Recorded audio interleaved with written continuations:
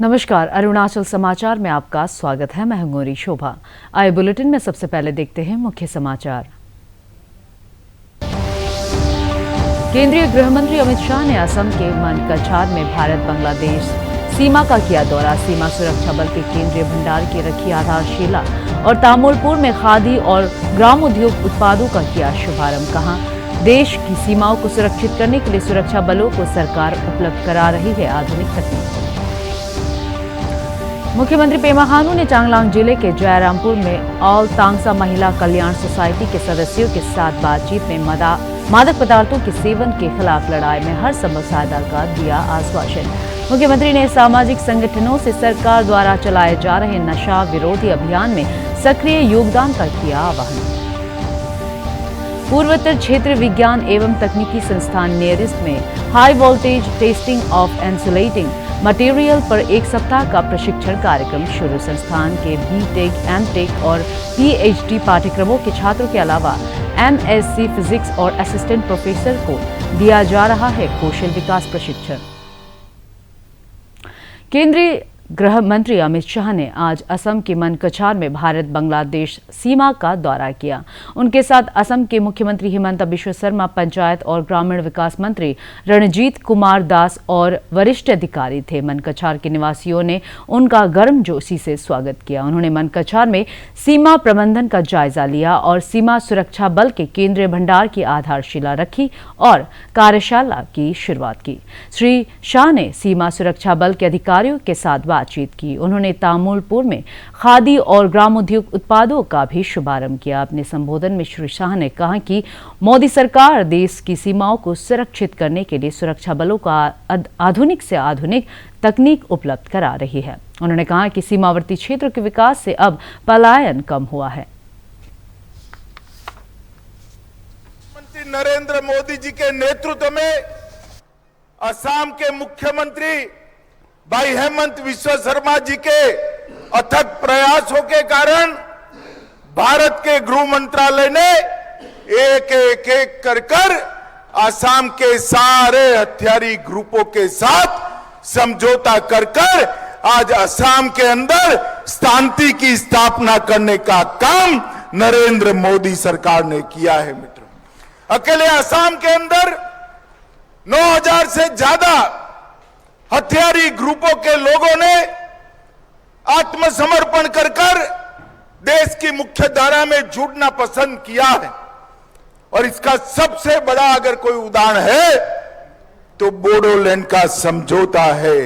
इस बोडोलैंड क्षेत्र से ही हमने कहा था एक क्षेत्र गोलियों से मुक्त होगा, आतंकवाद से मुक्त होगा, बम धमाकों से मुक्त होगा। यहां शिक्षा, उद्योग, रोजगारी और खेतीबाड़ी की बात आगे बढ़ाएगी। आज मुझे बड़ा संतोष है, इतने कम समय में समझौते की 90% शर्तों को भारत सरकार और असम सरकार ने पूरा कर लिया है। बोडोलैंड के साथ हमने जो वादा किया था वो पूरा कर दिया है। मुख्यमंत्री पेमा खांडू ने चांगलांग जिले के जयरामपुर में ऑल तांगसा महिला कल्याण सोसाइटी के सदस्यों के साथ बातचीत में मादक पदार्थों के सेवन के खिलाफ लड़ाई में हर संभव सहायता का आश्वासन दिया। इस अवसर पर सांसद तापिर गांव और कई अधिकारी मौजूद थे। युवाओं में बढ़ती नशे की लत पर चिंता जताते हुए मुख्यमंत्री ने सामाजिक संगठनों से सरकार द्वारा चलाए जा रहे नशा विरोधी अभियान में सक्रिय योगदान का आह्वान किया। सामाजिक सुरक्षा प्रदान करने वाली प्रधानमंत्री सुरक्षा बीमा योजना, प्रधानमंत्री जीवन ज्योति बीमा योजना और अटल पेंशन योजना के आज 7 वर्ष पूरे हो रहे हैं। प्रधानमंत्री नरेंद्र मोदी ने 9 मई 2015 को कोलकाता में इन योजनाओं का शुभारंभ किया था। ये योजनाएं जनता को किफायती दरों पर बीमा और सामाजिक सुरक्षा प्रदान करने में सफल रही है। मुख्यमंत्री पेमा खांडू ने कहा है कि प्रधानमंत्री जन आरोग्य योजना और मुख्यमंत्री अरुणाचल आरोग्य योजना राज्य के गरीब और कमजोर वर्गों के लिए वरदान साबित हो रहा है। उन्होंने एक लाभार्थी का वीडियो शेयर करते हुए कहा है कि इस योजना की सफलता से लोगों को बीमा योजना के लिए पंजीकरण कराने हेतु प्रोत्साहन मिल रहा है। Pange singa ane toko yakap ngoseanan pinoga hoga ngul tolo medical department halail hote ngula maj ko gab ngula cempa nga an gab na ini ke gab ngula mana operation ho man panna operation maj ko mana ngula pura mana bul prio maj panna ho gab ngo achim lab pa ngula yi ko mana so ini man jiko man jikam acu alpa so kad sam mana majikam medical mana ngul kadam bulil majikam oto ligligo nete alma habi kam o me process o yima me late do ho so sam mana late mamado mana tugon process am komti manyo alde de o tugon ninga malak man bunga deri do o gap sam mahab manyo alde de hengas Melinga sokar sam madam lido sam cemamo ninga nam pina hoglo jakam ye jakam menyo al de si al jan bo card ko ma si card si madam samay lagi ma oga sam ek to kam ngula jima kam jima nam pinta heti lai bule department muj pa ngula government tam oga so card malin jikam ngo ek loda pa ma ram pa do ho पूर्वोत्तर क्षेत्रीय विज्ञान एवं तकनीकी संस्थान नियरिस्ट में high voltage testing of insulating material पर आज से एक सप्ताह का प्रशिक्षण कार्यक्रम शुरू हुआ। नियरिस्ट के इलेक्ट्रिकल इंजीनियरिंग विभाग के प्रमुख के सिंह ने बताया कि संस्थान के बीटेक, एमटेक और पीएचडी पाठ्यक्रमों के छात्रों के अलावा एमएससी फिजिक्स और असिस्टेंट प्रोफेसर को कौशल विकास प्रशिक्षण दिया जाएगा। स्किल डेवलपमेंट प्रोग्राम जो प्राइम मिनिस्टर द्वारा लॉन्च किया गया है उसे मिलता जुलता है। इस प्रोग्राम के द्वारा हम लोग एक्चुअल जो स्किल डेवलप करते हैं, जिसे इसका जो मेन उद्देश्य है बच्चों को डेवलप करना। ये मेरा जो प्रोग्राम है 1 week training programme on high voltage testing insulating materials, particularly the newcomers who has passed the BTech courses, MTech courses, as well as enter in the PhD courses, and this type of the person will be more benefited. Changlang जिले की मियाओं की खूबसूरत वादियों में जिला प्रशासन ने अत्याधुनिक लाइब्रेरी स्थापित की है। इस लाइब्रेरी में ऐतिहासिक से लेकर आधुनिक काल के विभिन्न विषयों की किताबें और ई book, smart screen, tablets, free wifi, परिचर्चा के लिए न्यू एज लर्निंग सेंटर सहित सभी आयु वर्ग को ध्यान में रखते हुए सुविधाएं मौजूद है।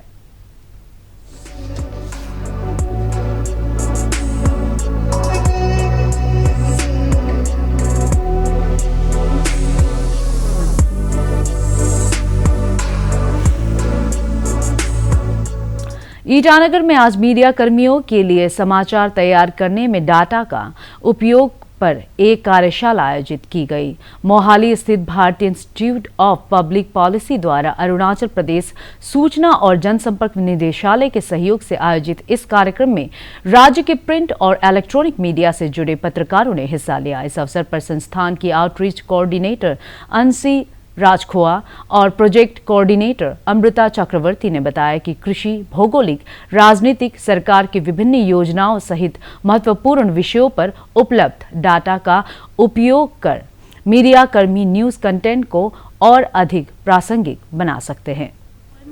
Data wherein you can access the data, clean data which is accessible at one place. You can create your visualizations also there. It's all automated from the government sources. The data has been made available, and various categories have been made here which you can easily use and easily decipher. And it's basically a digital diary, a handy digital diary of data. You can get enormous government data here and we keep updating the entire data. हमारे पास 11 sector है, 11 domain है data sets के। It starts from agriculture, food and agriculture, financial inclusion, rural development, budget, elections, health, national family health survey, NFHS का जो data है वो बहुत ही एक इम्पॉर्टेंट डेटा सेट है, specially given that we have seen जो हमारे यहाँ पे अरुणाचल प्रदेश में the demography transition, demographic map जो हमने देखे हैं, women and child related, maternity care related, ये जो डेटा सेट्स हैं बहुत बहुत इम्पॉर्टेंट हो सकता है from the policy making part of point of view, we have data on socio-economic sector, be that census, demography, be that census, PCA, household amenities, और जिसके बारे में हम बहुत ज़्यादा टाइम स्पेंड किए हैं आप सबके साथ, वो है मिशन अंत्योदय के डेटा। राज्य के जाने माने सामाजिक कार्यकर्ता और पासीघाट मार्केट एसोसिएशन के अध्यक्ष ओबियाक इरिंग का रविवार को निधन हो गया। वे 88 वर्ष के थे। उन्होंने आदि सोसाइटी के सामाजिक आर्थिक विकास में महत्वपूर्ण योगदान दिया। पूर्व केंद्रीय मंत्री दाइंग इरिंग के भाई ओबियाक इरिंग अरुणाचल प्रदेश कांग्रेस समिति के अध्यक्ष और सामाजिक संगठन बोगुम बोकांग के अलावा कई सामाजिक संगठनों में अपनी सेवाएं दी है। विधायक निनोंग इरिंग ने उनके निधन पर शोक व्यक्त करते हुए कहा है कि बचपन में माता पिता की मृत्यु के बाद श्री ओबियाक इरिंग ने उनका पालन पोषण किया।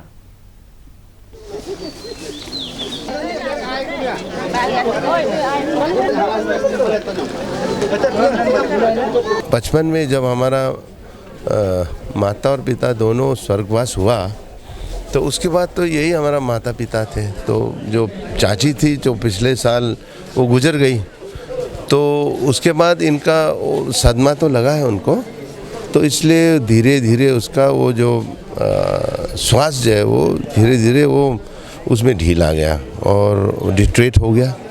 तो उसके कारण से हमने सोचा था कि कम से कम इसको डॉक्टर वगैरह में भी जाएंगे। तो डॉक्टर्स तो हमारे घर में ही है, 3 डॉक्टर्स घर में ही है, तो वो लोग ऑलवेज इसको मॉनिटर कर रहा था। तो 2-3 बार मरते हुए ऐसा हुआ है कि उनका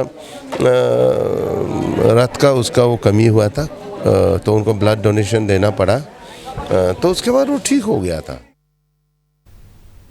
राज्य के वन और पर्यावरण मंत्री मामा नातुंग ने लोअर दिबांग वैली जिले के रोइंग के पास स्थित मिहाओ वाइल्ड लाइफ सेंचुरी के साली लेक का दौरा किया। श्री नातुंग के साथ स्थानीय विधायक मुचुमिथी और तेजू अंचल के वन विभाग के कई अधिकारी मौजूद थे। यह प्राकृतिक झील इको टूरिज्म और एडवेंचर स्पोर्ट्स के प्रेमियों के लिए उपयुक्त स्थल है। पर्यावरण मंत्री ने कहा कि राज्य में कनेक्टिविटी और अन्य मूलभूत सुविधाओं के विकास से पर्यटकों की संख्या में बढ़ोतरी हो रही है। ईटानगर राजधानी क्षेत्र जिला उपायुक्त तालो पोतोम ने एक आदेश जारी कर जेसीबी और एक्सकेवेटर का प्रति घंटा से लेकर प्रति महीने का चार्ज निर्धारित कर दिया है। श्री पोतोम ने बताया कि अर्थ मूवर्स के लिए ईंधन के साथ उपभोक्ता को प्रति घंटे 1500 रुपये और बिना ईंधन के प्रति घंटे 1800 रुपये की दर से भुगतान करना होगा, जबकि प्रति महीने यानी 240 घंटे के कार्य के लिए 2 लाख रुपए निर्धारित किया गया है। उन्होंने कहा कि एक्सकेवेटर के लिए ईंधन के साथ उपभोक्ता को प्रति घंटे 2300 रुपये और बिना ईंधन के प्रति घंटे 2800 रुपये की दर से भुगतान करना होगा, जबकि प्रति महीने यानी 240 घंटे के कार्य के लिए 2,50,000 रुपये निर्धारित किया गया है।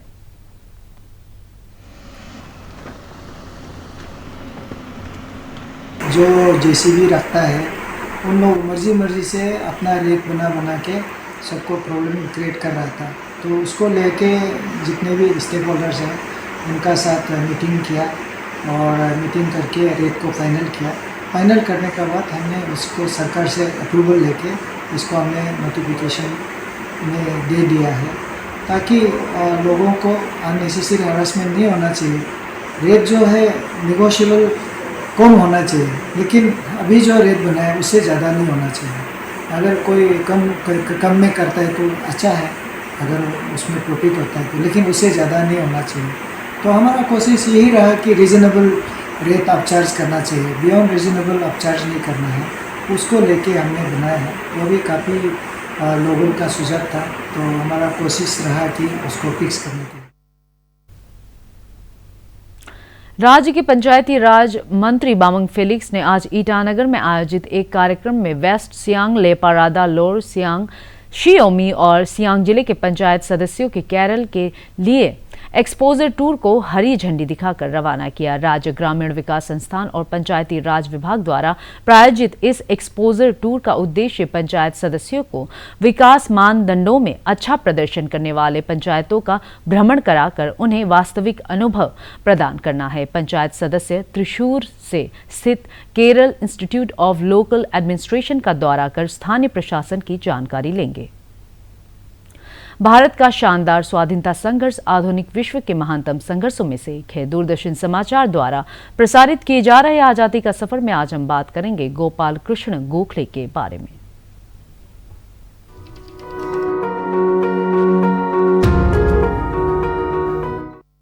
आज की कड़ी में हम जाने माने स्वतंत्रता सेनानी गोपाल कृष्ण गोखले को याद कर रहे हैं। उनका जन्म 9 मई 1866 को हुआ। वो उदार राजनेता और समाज सुधारक थे। गोखले इंडियन नेशनल कांग्रेस के वरिष्ठ नेता और सर्वेंट्स ऑफ इंडिया सोसाइटी के संस्थापक भी थे।